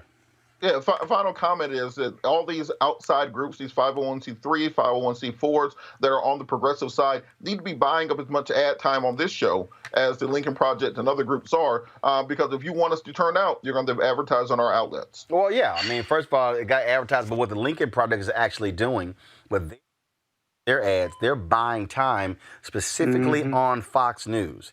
What they're doing is they're targeting folks because what they understand is that the people who watch Fox News aren't all hard right. And so what they're doing is they're also there just to piss Trump off because they know that's all he watches as well. So we'll certainly see what goes on. All right, folks. They've said that in interviews. All right, folks. As you know, they've been on the show here. As you know, we like to feature black businesses here on Roland Martin Unfiltered. Today's business owner has an interesting story to tell. Whenever Mapadi Diop's mother traveled to Nigeria, she would return with rolls of Ankara, a boldly colored and patterned fabric used throughout West Africa. Well, today he uses that same material to make masks and other clothing for his business. Diop, what's up? How you doing, Roland? All right, then. So you're making these masks. So are they N95 masks? Are they just the cloth version? Let's talk about these masks. They're just a cloth version. It's 3 layers of 100% woven cotton and elastic straps that go behind your head. They're not personal protective equipment, nor are they an adequate substitute for PPE. So when did you start doing these, and how have sales been going? We started doing them April 16th. In April, we were going to put out our 4th collection of clothes. Typically, we make shirts, bandanas, shorts, all sorts of fun clothing, but that was delayed due to the crisis, and our customers contacted us to ask if we would consider making masks. We put those out on April 16th. The original purchase order we had was for 600 masks, and then as of last Tuesday, we've sold over 100,000. Wow, 100,000? Yes. I bet that even surprised you. It certainly does, and I'm sure we really wish it were under better circumstances, but we're happy to just continue making things people like, and that we're able to help out in our own small way. Now, where are you manufacturing these masks? Baltimore, Maryland, and Los Angeles, California. So you have how many employees do you have in both locations who are outputting these masks? Diop is just me, Mapate, my co-founder, Evan Freed, and then our intern, Ivan. We have manufacturing partners in Los Angeles and Baltimore who have roughly 15 to 30 employees. It's only really 15 at a time because they're practicing social distancing measures and following public health guidelines. Only 15 workers or 15 masks? 15 workers at a time, but there's roughly 15 to 30 employees at each location. Gotcha. And so, how many, how many are you producing per week, per month? Per week, we do about 2,000 a day, so anywhere between 5,000 to 10,000 per week. And then in the month of July, we sold about 49,000 masks. What do they cost? They cost $15. And so the material that you're using, were you previously using that for clothing, and then you shifted to this? Yes, we were. We were previously using it for clothing. As COVID became more serious, there started to be shortage of things like nylon, things like lining, because we were preparing to put out our clothing. And a lot of those materials also are used for personal protective equipment. We talked it over with our manufacturer, and he was able to get a hold of some elastic, and we just took it from there. Well, I mean, it's interesting how we had a sister on guys, remind me, was it Black Mom's Tea? I think that's what it was. I think that's what it was. And so what she did was, she makes vodka. And then she shifted. She shifted to making hand sanitizer. She'd already sold out her allotment for 2020 in alcohol. And she's had to go hire more people to keep up with the demand of the hand sanitizer. And that's a frequent story. I think you're going to keep hearing from a whole range of businesses, not just ones that sell things online. What you're really seeing in the broader economy is the transition. What's supposed to be a 5 to 7 year transition has taken place in the space of 10 to 12 weeks when you talk about e-commerce penetration. America was already, some people believe America was already over-retailed, that we had too many malls and too many stores, and a lot of them are certainly hurting now, but there's also a lot of creativity and a lot of resiliency, and a lot of that productivity is being reallocated, and people are really adapting their businesses for the future because this is the new normal. All right. So again, where can folks get the masks? What's the website? They can find this at, our name is Diop. They can find us at weardiop.com, weardiop.com. We're also at weardiop on social media, Instagram and Facebook. Again, that's weardiop.com. A portion of each mask sale is designated for a local relief effort or charitable initiative. So far, we've been able to give over $80,000 to 40 different local relief efforts in Detroit, Southeast Michigan, the Midwest, and nationally. Wow. That is awesome there. Well, man, we certainly appreciate it. Thank you for joining us, and good luck with it. Thank you, Roland. And thank you for having me. All right. Thank you very much. All right, folks. Numerous studies have already shown that the Black community has been disproportionately affected by coronavirus. New research from the Federal Reserve Bank of New York shows that the virus has overwhelmingly hit counties with the most Black businesses. 41% of Black-owned businesses have closed compared to 17% of white-owned businesses. Areas with the highest share of Black-owned businesses include Los Angeles County, Cook County, Illinois, Harris County, Texas, Wayne County, Michigan, and counties around Washington, D.C. Julian, you're an economist. I want to go to you. I mean, again, when you talk about COVID impacting Black people at a higher rate than anybody else, it also means where you're going to have those Black businesses. I mean, this speaks to, again, the fragility of Black life and existence in America. Absolutely. Black-owned businesses did not get their share of the paycheck protection money. I know many Black-owned businesses who were turned down and then went back a second time and a third time. Congresswoman Waters has asked Treasury to give us an accounting of how many Black-owned businesses got money, and they said they didn't keep that data. Convenient. Most Black-owned businesses do not have reserves that other businesses have. And because we don't have the reserves, we may be able to go a month while another business could go 3 months without getting into trouble. So we were in trouble sooner than others. One of the tragedies that we're not paying attention to, Roland, is that when Black business is in trouble, it hits Black folks in terms of employment disproportionately, because we are more likely to hire African Americans as our employees than others are. So the coronavirus both has revealed inequality, but it's also exacerbated inequality. And, you know, the whole issue with business, if you talked about it yourself with your business, is the need for patronage. And we don't see a lot of patronage of Black-owned businesses. Once upon a time, Roland, we had over 103 Black-owned banks. Now we have 22. And that's symptomatic to the shrinking of Black-owned business. And it's really a function of basically racist behavior, white supremacy. There may be other couple factors too, but I'm going to stick with those for the record. But Robert, one of the things that we also are seeing when we talk about this moment, how Black people are also identifying Black businesses. I was reading a story. There was a Black ice cream shop. They've been selling out because folks have said, no, we're going to make a concerted effort. I think that's one of the things that we're seeing, where African Americans are in this reckoning, in this moment we're in. We're seeing a level of consciousness where people are making very deliberate attempts to say, I'm going to support that Black business and that Black business. And that's sort of where we are. I mean, the dollars are there.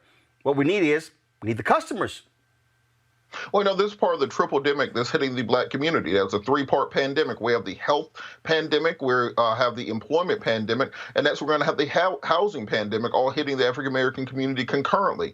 And with the economic aspects of it, let's understand that, as Dr. Malveaux said, many African-American-owned businesses not only do not have that capital, that 6-month reserve that we're advised to have, but also many, when we were doing with Rainbow Push, much of the lead up to the stimulus program and the application process, many Black businesses do not have their books in order. When you're basically going from the cash register directly to the bank to pay bills and to meet payroll and to meet staff, a lot of people's taxes weren't in order. A lot of people's 12-month profit and loss statements were not there, and therefore they were not eligible to get that federal money and missed out on that. In addition to what we saw with the PPP program, was when it was initially rolled out, we saw Ruth Chris and we saw Kanye West and Potbellies and all sorts of other people getting millions of dollars. And by the time the portal opened for single-member LLCs and small businesses on that Friday, it was out of money by that Wednesday. So we're going to have to go to our federal government. And African Americans have to stop being federal government shamed by things when we say we need the federal government to step in and offer a lifeline specifically to Black businesses, not one of these panacea catch-all bills. We have to provide funding directly to Black businesses, because guess what? When Delta and the airline industry needs $28 billion, they walk in, they say, we need $28 billion, put in small bills, load up on the airplane, I got to be out of here soon, and they get their money. When the auto industry needs a bailout, they get it. When Wall Street gets a bailout, they get it. The Black community is too big to fail, just like any of those industries are too big to fail. And again, what we're dealing with, Scott, is when you have historically a lack of access to capital, the point I made earlier, when you're being frozen out of credit lines, when you're being frozen out of advertising, when you're being frozen out of contracts, and then all of a sudden this hits, I mean, it just becomes a domino effect for Black business. Yeah, the lack of access to capital is just the most powerful piece to that. Of course, there's racism, but the other thing is, without the access to capital, you can't hire lawyers and accountants and folks to help you get your books together, and your books have got to be together. You've got to make excellent decisions when you're in crisis, and so many of our businesses just are ill-prepared. And compared to other groups who have other small businesses, not just the large businesses, you wonder how they are able to get access to capital, other groups or other people of color. But African Americans don't seem to be able to solve that riddle. And then with crisis, you've got to be excellent None of us are excellent when we need to be. But the one thing in business, that is, at least not always, the one thing you got to do, though, in being excellent is you got to go skate to where the puck is going to be, not to where it is. We got to define our future, these black businesses, versus having the pandemic define it for us. And that's why you've got to stay ahead of the curve. You heard the other small businesses saying that they were making vodka. Now they're making hand sanitizer. Diop made the alternative because that's where the puck is going to be, not where it is right now. And so you've got to get creative in the interim while we fight the racism and lack of access to capital. All right, folks, let's talk about this story here. Last week, the Louisiana Supreme Court denied a request to review a life sentence handed down to Fair Wayne Bryant, who was convicted to life in prison for trying to steal hedge clippers from a carport storage room in Cato Parish, Louisiana, in 1997.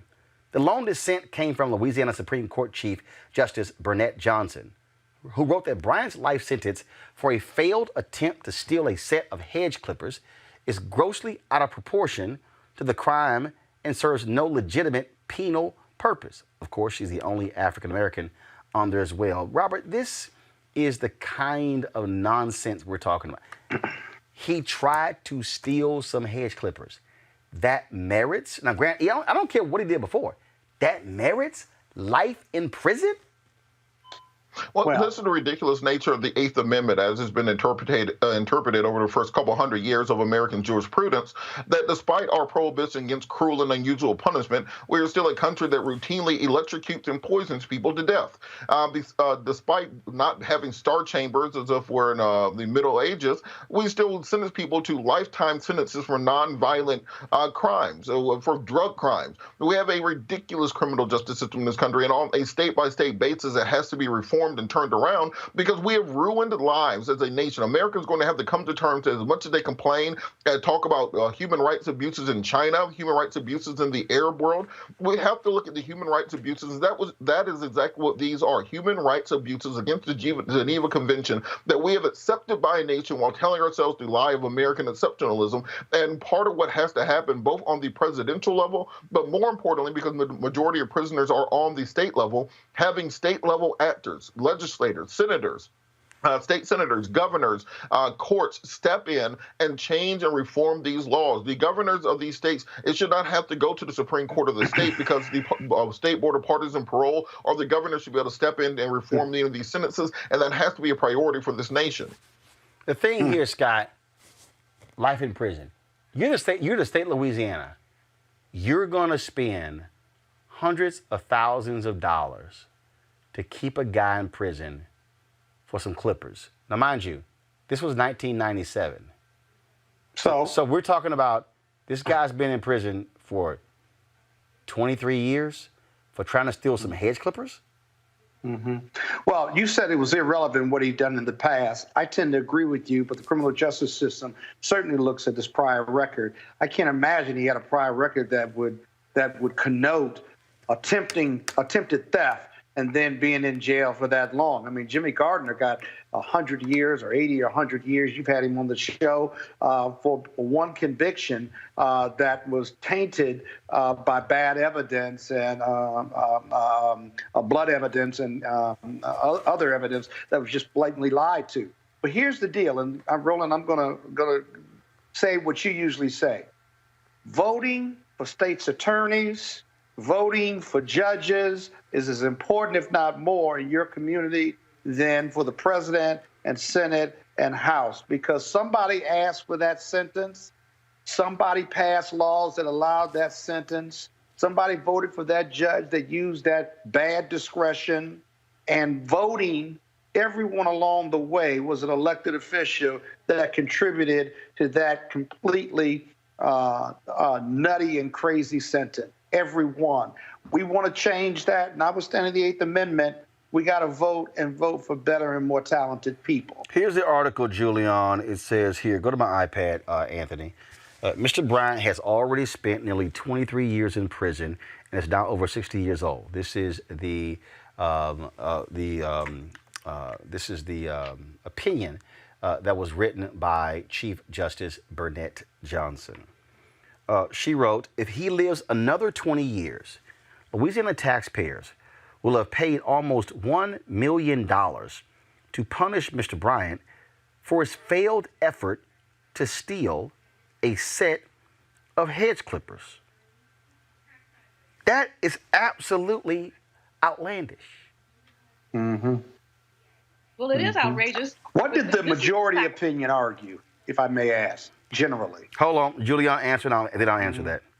Okay. You know, this is the South where black people have been thingified. And so we don't count, we don't matter. Nobody looked at this man. He's almost 60 years old now.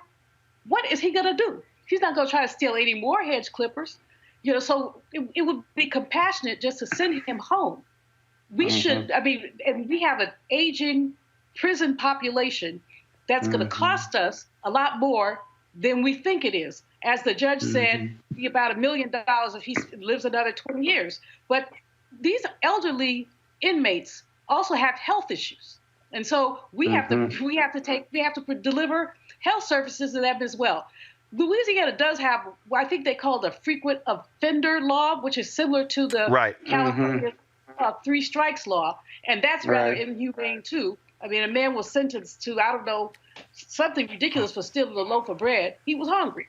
But in any case, these laws stem from enslavement. Yep. And they have to call it like that. This is a relic of enslavement. And Louisiana is one of the most racist states in the country. Red they state. Have Gola prison, and Mississippi has Parchment prison. And people have written about the inhumane conditions in these prisons. And so it needs to stop. Let me read what what this article says. It says, in the years following Reconstruction, Justice Burnett Johnson wrote, Southern states introduced extreme sentences for petty theft, such as stealing cattle and swine, that criminalized recently freed African Americans who were still struggling to come out of poverty. Much like black codes before them, they allowed states to sentence people to forced labor. Under these laws, the black prison population in the Deep South exploded starting in the 1870s. Quote, pig laws were largely designed to re-enslave African Americans. Those same laws, she argued, evolved into Louisiana's habitual offender laws, which allows prosecutors to seek harsher sentences for lesser crimes if a defendant has previous convictions. Those laws have drawn heavy scrutiny for allowing excessively harsh sentences and driving mass incarceration. Almost 80% of people incarcerated in Louisiana prisons under the habitual offender laws are black. Bryant is one of them. He was first convicted in 1979, serving 10 years for the attempted armed robbery of a cab driver. Johnson pointed out that the rest of his 3 convictions were nonviolent: possessing some stolen goods from a Radio Shack, trying to forge a $150 check, and then in 1992, breaking into a home and stealing personal property, for which he served another 4 years. When the jury convicted him of attempted simple burglary 5 years later over the hedge clippers, prosecutors invoked the habitual offender laws to obtain a sentence of life without parole. Because Bryant had 4 prior felony convictions, the sentence was legal at the time under Louisiana statutes. Although Bryant challenged the sentence as unconstitutionally excessive, the judges he appealed to disagreed.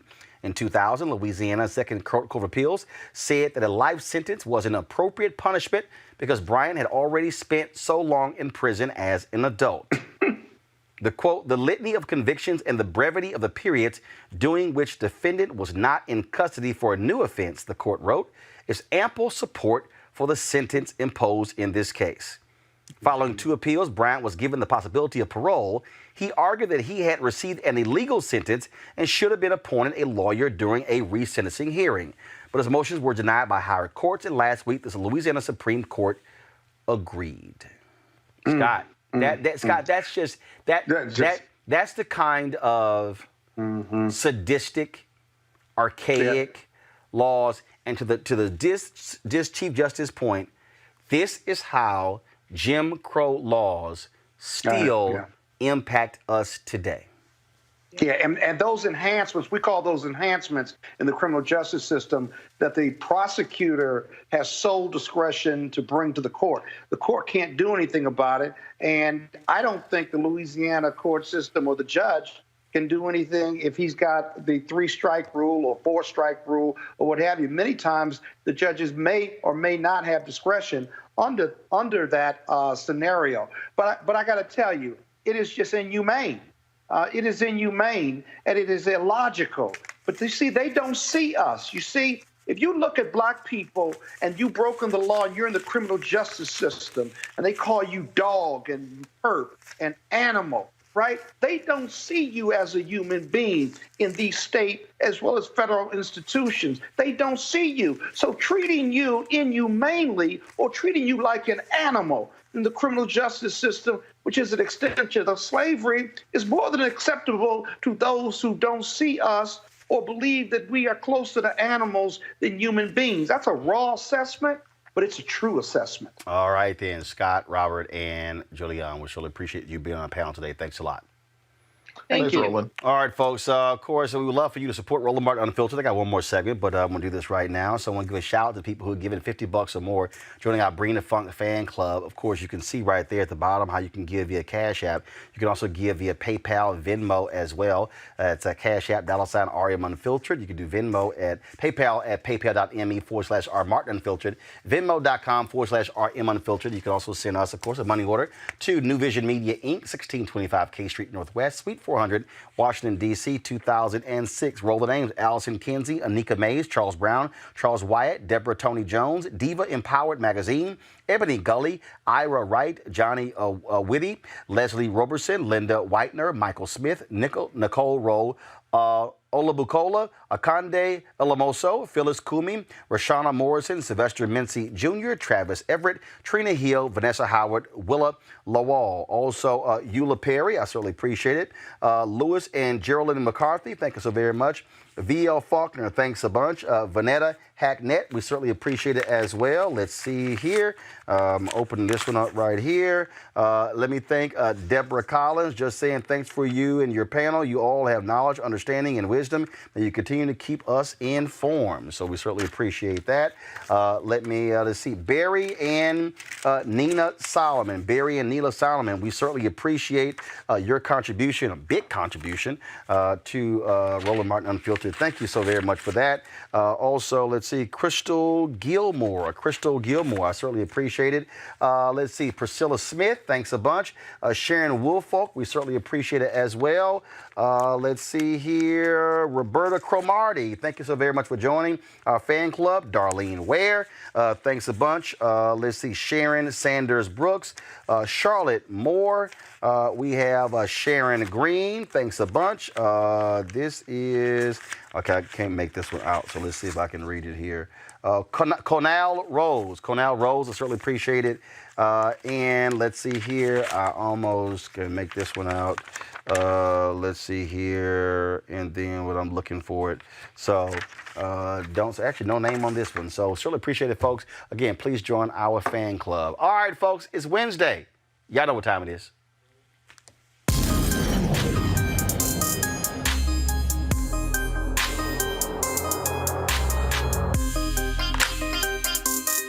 All right, Christian comedian Cynthia Johnson, a.k.a. Solaude. Hey, what's up, Cynthia? Hey, how you doing, Roland? I'm doing good. And so, being a Christian comedian, do your fans expect you to always be holy, dropping Bible verses? And what is a Christian comedian?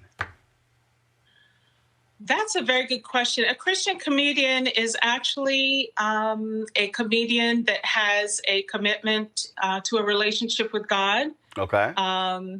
So yeah. All right. I don't know guys. What's up with her picture? Her screen is on pause. Okay. So why don't y'all work that out so we can see her? I mean, we got to see her. We got to see her. Okay. Okay. Okay, Christian. So you need to fix your screen because it's on pause for some reason. Okay. What do you want me to do? Go to FaceTime. Okay. They're gonna call you on FaceTime. They'll work it out. Do this here, Anthony. Go to a quick break. We'll come back. We'll talk with Cynthia Johnson right here in Roland Martin Unfiltered.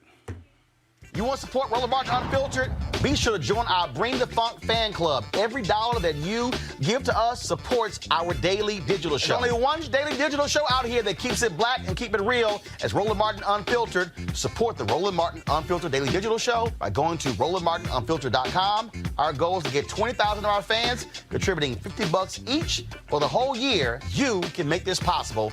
RolandMartinUnfiltered.com. All right, I think we got Christian back. I got Cynthia back. Hey, Cynthia.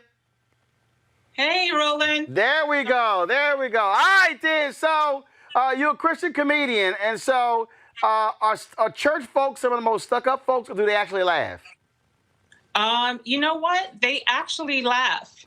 They really do. At the strangest things as well. So, yeah. So do you make? In your comedy, do you make? Actually, they're pretty cool most of the time. So in your comedy, do you make fun of Christians? I mean, because some folk don't like being made fun of. But I think, look, you could crack on Christians a whole lot, especially with all the church protocol stuff. I know, right? I know. And I'm telling you, boy, you got those out of control praisers, and I'm telling you. They'll get you. They'll get you every time. That's when you really, you thank God for the mask, right? Because you need those for those super loud Christians. Yeah. So you are So you're based where? I'm based in Maryland, in Hyattsville, Maryland. So COVID has really impacted you. So what have you been doing since then?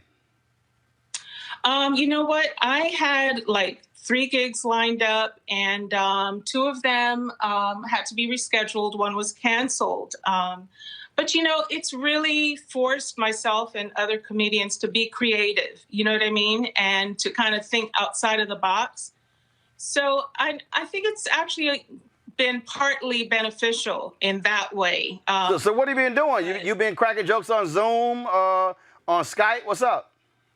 Yeah, you know what? I had a wonderful interview on Facebook Live on the 3rd with Maurice Brown Comedy Hour.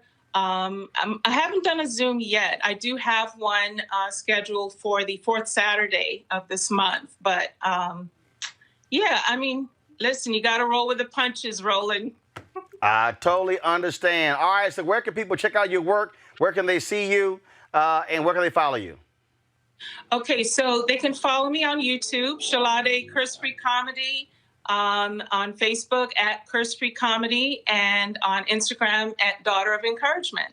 All right, then. Well, Cynthia, good luck with it. You got a Cash App? They can hit me up on PayPal. So just at Cynthia Johnson. So Cynthia, you got to get a Cash App, a PayPal, a Venmo. You got to get everything. What's wrong with you? No, you got you got to have the hat trick, because you got to be able to get money anywhere possible. Oh, okay. I'll take your word for it. Trust me, you might want to. I'm telling you. All right, Cynthia, I appreciate it. Thanks a lot. All right, God bless. Thank you. Take care. Folks, we got to go. Don't forget, look, we got to speak to economics in our community. Where's our money? Y'all cannot be afraid to make demands in order for us to get paid. Make demands in our communities. Make demands in our neighborhoods. That's what we got to do. And so I don't care who we are. We must be willing to speak to power, because if we're consumers, that's our money as well. We should be getting our fair share. I will see y'all tomorrow. Don't forget, tomorrow, Ice Cube is in the house talking about his contract with Black America. Oh, y'all don't want to miss that conversation. Got to go.